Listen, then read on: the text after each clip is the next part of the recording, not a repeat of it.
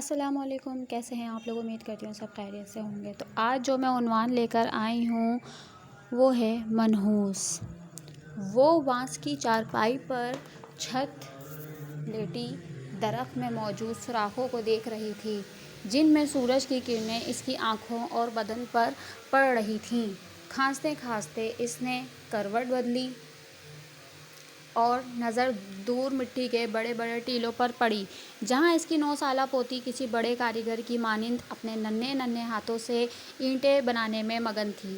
یہ عمر تو اس کے کھیلنے کودنے اور پڑھنے کی تھی، مگر ان غریبوں کے نصیب میں یہ عیش کہاں۔ رضیہ جب سے پیدا ہوئی تھی وہ محبت پیار جیسے جذبے کے احساس سے ناواقف تھی۔ اس نے یہ الفاظ سنے ضرور تھے، لیکن کبھی ان احساسات سے آشنا نہ ہوئی تھی۔ اس کے پیدا ہوتے ہی اس کی ماں دنیا سے چلی گئی۔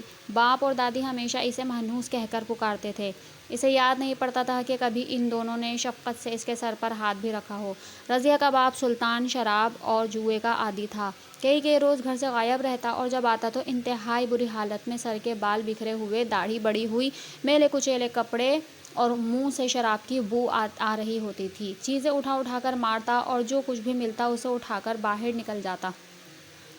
رضیہ اور اس کی دادی سے اتنی محبت نہ پڑتی تھی، اتنی ہمت نہ پڑتی تھی کہ اسے روک سکیں یا کچھ کہہ سکیں، بلکہ سلطان جو ہی گھر کا دروازہ پاؤں سے توڑتا ہوا آدھا گھستا، دونوں کسی کونے میں دبک کر بیٹھ جاتی تھیں۔ یوں محسوس ہوتا تھا جیسے ان کی کچھ بھی کہنے پہ وہ انہیں مار ڈالے گا۔ رفتہ رفتہ گھر کا سارا سامان جوئے شراب کی نظر ہوتا گیا، یہاں تک کہ سونے کے لیے کوئی چارپائی بھی نہ ملتی تھی۔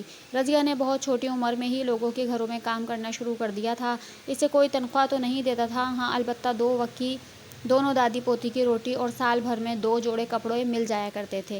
زیادہ شراب پینے کی وجہ سے سلطان کی طبیعت خراب رہنے لگی۔ وہ جو پہلے مہینے بعد گھر چکر لگایا کرتا تھا، اب وہ بھی نہیں لگاتا تھا۔ جہاں کہیں جگہ ملتی، روڈ، فٹ پاتھ، چائے کے ڈھابے، پھلوں کے ٹھیلے کے قریب وہیں پڑا رہتا۔ ایک روز چند لوگ سلطان کی لاش کو چارپائی پر ڈالے گھر دے گئے۔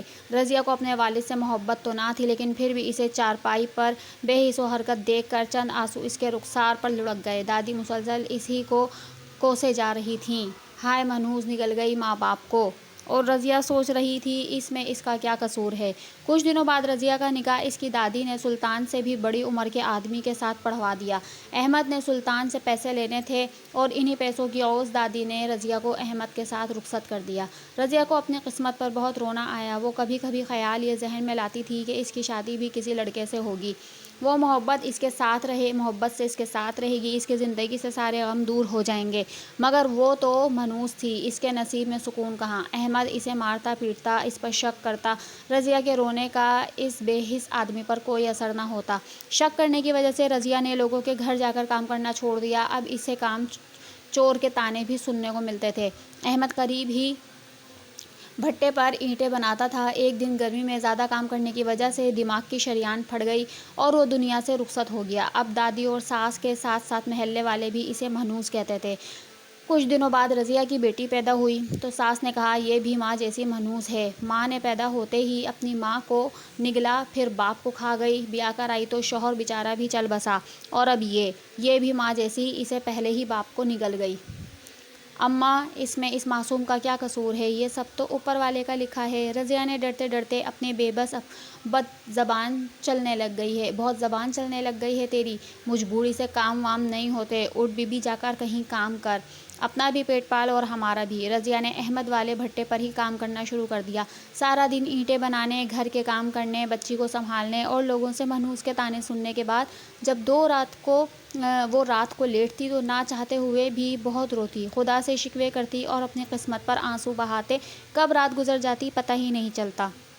یوں ہی اس کی زندگی کے شب و روز گزر رہے تھے۔ دن رات گدھوں کی طرح کام کر کے وہ بہت بیمار ہو چکی تھی، اور اب بیماری اس حد تک بڑھ گئی تھی کہ اسے اٹھا بھی نہیں جاتا تھا۔ وہ دن رات کھانستی رہتی، دوا دارو کے پیسے نہ تھے۔ 2 وقت کی روٹی کی خاطر اس کی معصوم بچی نے بھٹے پر کام کرنا شروع کر دیا تھا۔ سوکھے ہوئے درخت کی ٹہنی پر بیٹھے ہوئے کوئی کہ کائیں کائیں سے وہ خیالات سے نکلی اور پھر سے اپنی بیٹی کو دیکھنے لگی۔ وہ جانتی تھی اس کے پاس زیادہ وقت نہیں ہے۔ کیا اس کی بچی بھی ساری عمر اس کی طرح منحوس کے طعنے سنے اور چھوٹی چھوٹی خوشیوں کو ترستے ہوئے گزارے گی؟ کیا ہم غریبوں کے نصیب میں عزت کی 2 وقت کی روٹی بھی نہیں ہے؟ بچی سوچنے سوچنے اسے پھر سے کھانسی کا دورہ پڑا اور اس کی ہچکی دم توڑ گئی۔